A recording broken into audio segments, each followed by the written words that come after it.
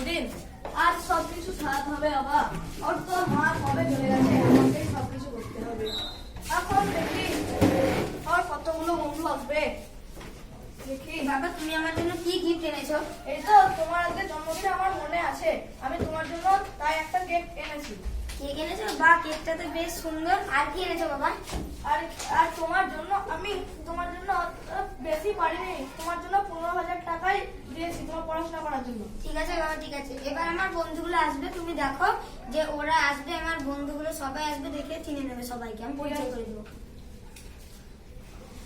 এই নে বন্ধু, তোর জন্মদিনের gift।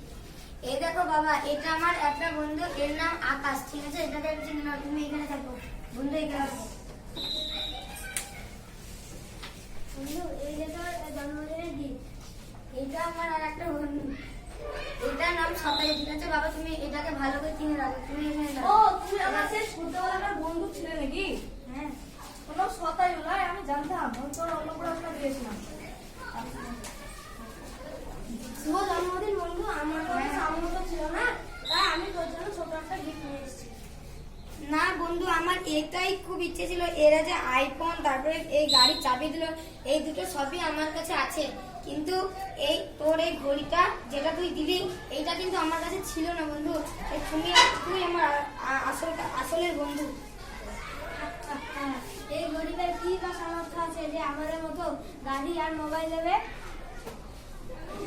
আরে তোমরা এসছো ঠিকই আছে, ও একটু গরিব, তা নিয়ে কোনো সমস্যা নাই, কিন্তু ও যেটা আমাকে দিল সেটার আমার চরম ইচ্ছে ছিল যে এটা আমি ঘড়িটা পরবো। তোমরা যেগুলো দিলে ওগুলো আমার কাছে ছিল, আর কোনোদিন টাকার সঙ্গে কোনো মানুষের তুলনা করতে নেই, আর টাকা জীবনের মানুষকে ধ্বংস করে দেয়। আর তোমরা টাকার গরম দেখাচ্ছ তো, এনাও তোমাদের আইফোন আর এনাও তোমাদের চাবি। তুই সব টাকা উড়িয়ে দিলি? হ্যাঁ বাবা, তুমিও এটা তোমারও বোঝা দরকার যে আমার গরিব বন্ধু, সে আমাকে একটা ঘড়ি দিল, আর এই বড় লোকগুলো যেটা দিল সেই দিয়েও তারা তুলনা করছে এই বন্ধুর সঙ্গে। তুই আমার বন্ধু ছিল